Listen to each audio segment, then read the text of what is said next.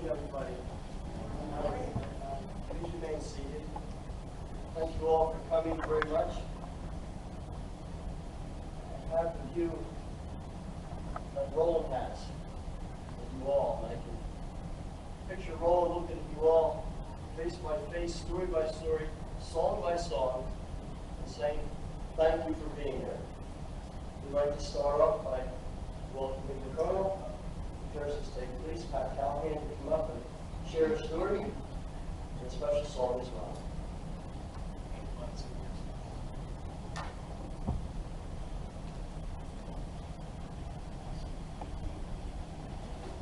Good morning, everybody. What an honor to be here to celebrate Roland's phenomenal life.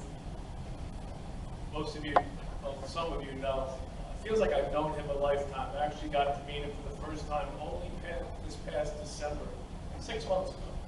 It was at an event with Monsignor Mannion. We were about to both go up and speak, and he said, "You got a minute?"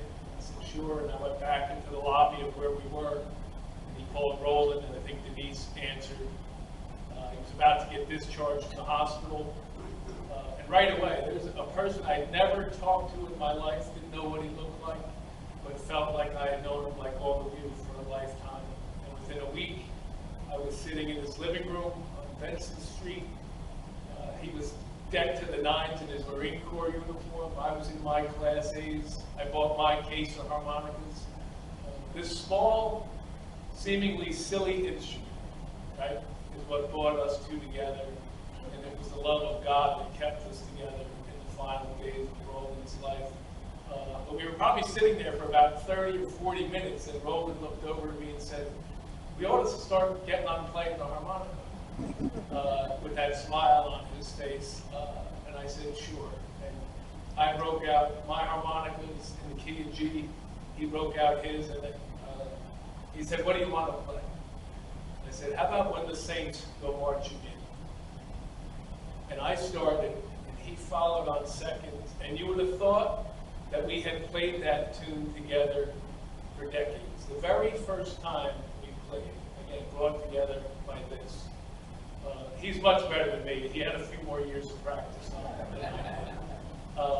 But just a phenomenal man. As I was thinking here about him in that short time, what a blessing he was. Not only made me a better father, grandfather, trooper, but a better man. I don't think he had a bad day. If he did, he never let any of us know it. He met people where they were, how they were, whether that was in his living room, whether that was on Broad Street, whether that was at a Phillies or an Eagles or a Flyers game, regardless of what your political status was, your economical status. But he said, "I love everyone." He meant that.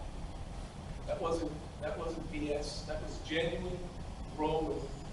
To the bitter end is what he said. It was in the final time I met him. So I got to see him a few days before he passed away. I was trying to get down there every week to sit and play with him, and he was pretty much tired, completely with it mentally, but tired.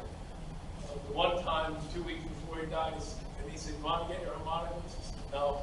I started playing. He said, "Denise, get my harmonicas." I think that was because I wasn't playing well.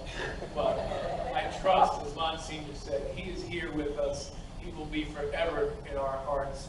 A phenomenal servant of God. I trust that when he saw the face of God, God said, "Well done, my good and faithful servant." Of that I am certain. Just as the Gospel of Matthew talks about Christ, I'm sure Roland knows words. "Surely I am with you always." That's what comforts me, because I know Roland will be right here. And whenever I play this harmonica or any of the ones he gave me, he bequeathed his case of harmonicas to me. A phenomenal honor to me. So in honor of Roland and his phenomenal friendship and love of music, I am going to play not only the first song we played together, but the very last one. And I have the honor of saying I was the last one to play harmonica with Roland.